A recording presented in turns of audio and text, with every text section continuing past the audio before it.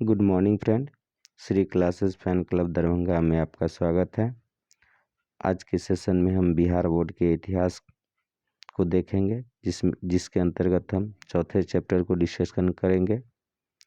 Session को start करने से पहले आपसे रिक्वेस्ट है, यदि आपने मेरे चैनल को सब्सक्राइब नहीं किया है तो कृपया यूट्यूब पर जाएं, Shri classes fan club Darbhanga को सर्च करें और मेरे चैनल को सब्सक्राइब करें और मेरे इस वीडियो को ज़्यादा से ज़्यादा शेयर करें और मुझे सपोर्ट करें।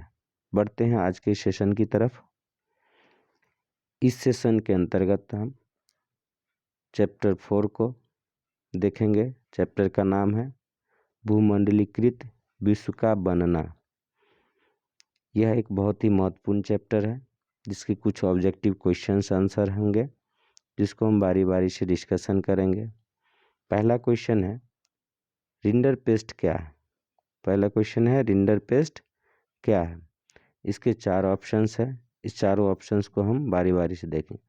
पहला ऑप्शन में है आदमी, दूसरा बीमारी, तीसरा स्थान, चौथा में स्मारक। तो इस क्वेश्चन का आंसर क्या होगा? बीमारी, यानी रिंडरपेस्ट एक प्रकार की बीमारी है। क्या है? रिंडरपेस्ट एक प्रकार की बीमारी है। बढ़ते हैं नेक्स्ट क्वेश्चन की तरफ। नेक्स्ट क्वेश्चन है, निम्न में से मित्र राष्ट्र कौन थे? निम्न में से मित्र राष्ट्र कौन थे? इसके भी 4 ऑप्शंस हैं। पहले ऑप्शंस हैं ब्रिटेन, फ्रांस, रूस। दूसरे ऑप्शंस हैं ब्रिटेन, जापान, रूस। तीसरा ऑप्शन है जर्मनी, ऑस्ट्रिया, हंगरी और ओटोमन तुर्की। चौथा ऑप्शन है जापान, फ्रांस, जर्मनी। तो इस क्वेश्चन का आंसर क्या होगा? ब्रिटेन, फ्रांस और रूस। इसका आंसर हुआ ऑप्शन नंबर 1। बढ़ते हैं नेक्स्ट क्वेश्चन की तरफ, जो बहुत ही इम्पोर्टेंट क्वेश्चन है। देखते हैं तीसरे क्वेश्चन को।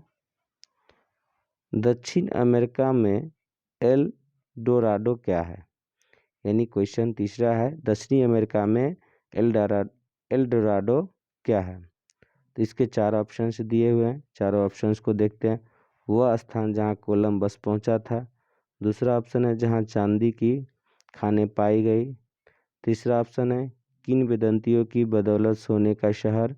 चौथा ऑप्शन है एक प्रसिद्ध दास बाजार। तो इसका आंसर क्या है? इसका आंसर होगा किंवदंतियों की बदौलत सोने का शहर। आंसर तीसरा का तीसरा। बढ़ते हैं नेक्स्ट क्वेश्चन की तरफ।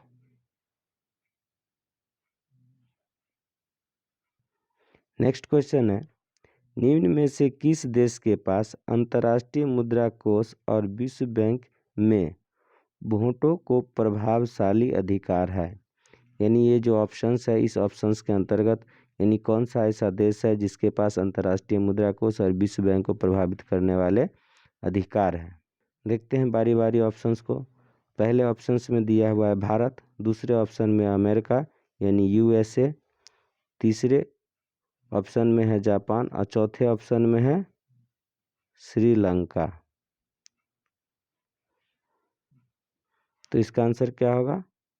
संयुक्त राज्य अमेरिका।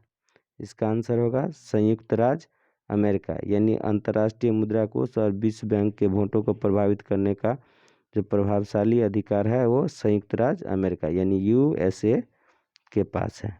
बढ़ते हैं नेक्स्ट क्वेश्चन की तरफ। तो इसका आंसर क्या हुआ? संयुक्त राज्य अमेरिका।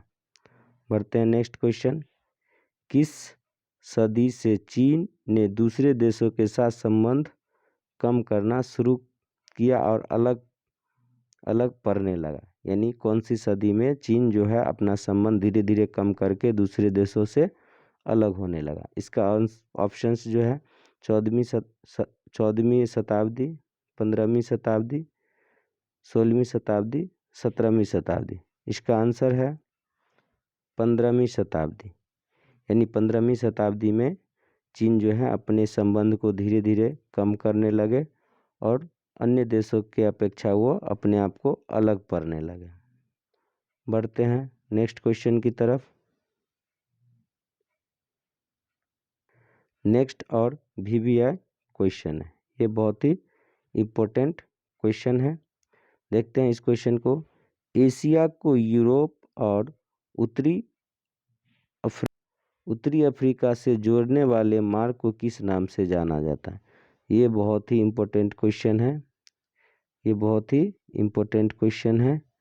तो इसके ऑप्शंस को हम बारी बारी से देखते हैं। एशिया मार्ग, सिल्क मार्ग, व्यापार मार्ग और अफ्रीकी मार्ग। क्वेश्चन को फिर से देखते हैं।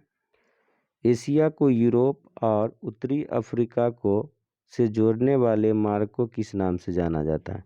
तो इसका आंसर होगा सिल्क मार्ग। यानी सिल्क मार्ग एक ऐसा मार्ग था जो एशिया को यूरोप से उत्तरी अफ्रीका से जोड़ने वाले मार्ग को सिल्क मार्ग कहा जाता है। बढ़ते हैं नेक्स्ट क्वेश्चन की तरफ। नेक्स्ट क्वेश्चन की तरफ बढ़ते हैं। क्वेश्चन नंबर 7 को हम देखते हैं।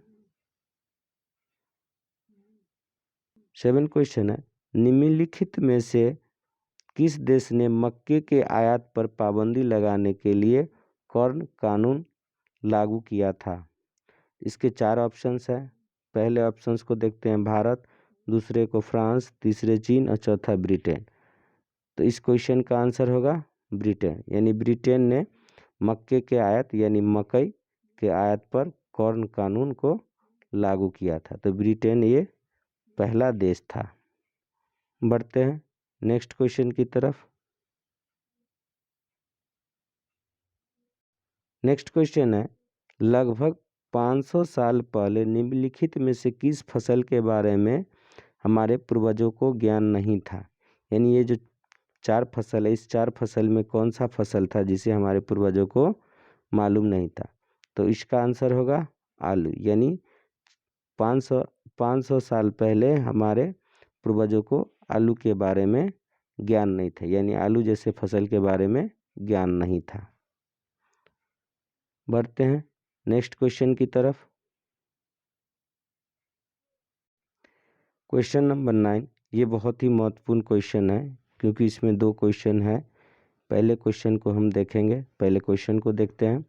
1928 से 1934 के बीच में गेहूं की कीमतें 50% तक क्यों गिरी? यानी गिरने का क्या कारण था, इसको हम देखते हैं।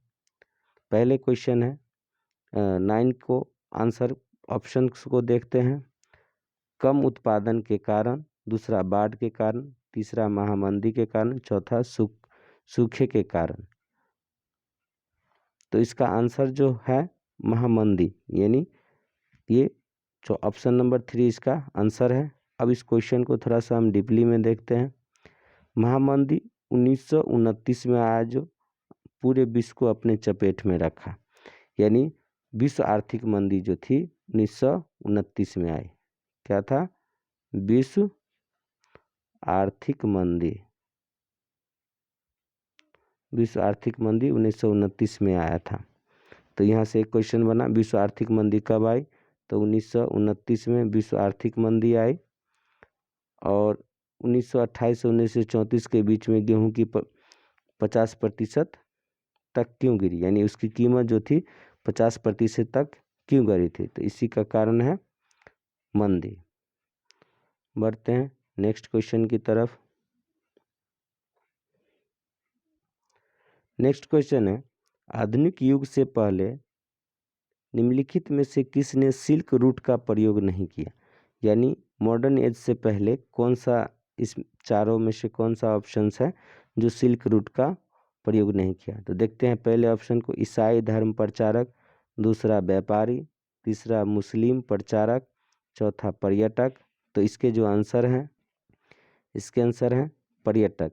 यानी जो विजिटर जो थे, जो भारत घूमने के लिए आते थे या एशिया घूमने के लिए आते थे, वो सिल्क रूट का प्रयोग नहीं करते थे। तो इसका आंसर क्या होगा? पर्यटक। यानी इस विजिटर भी बोलते हैं इसको। बढ़ते हैं नेक्स्ट क्वेश्चन की तरफ, जो कुछ ऑब्जेक्टिव क्वेश्चन है जिसके जानकारी होना बहुत ही इम्पोर्टेंट है। देखते हैं पहले क्वेश्चन को, मित्र राष्ट्र के नाम बताइए। यानी मित्र राष्ट्र के अंतर्गत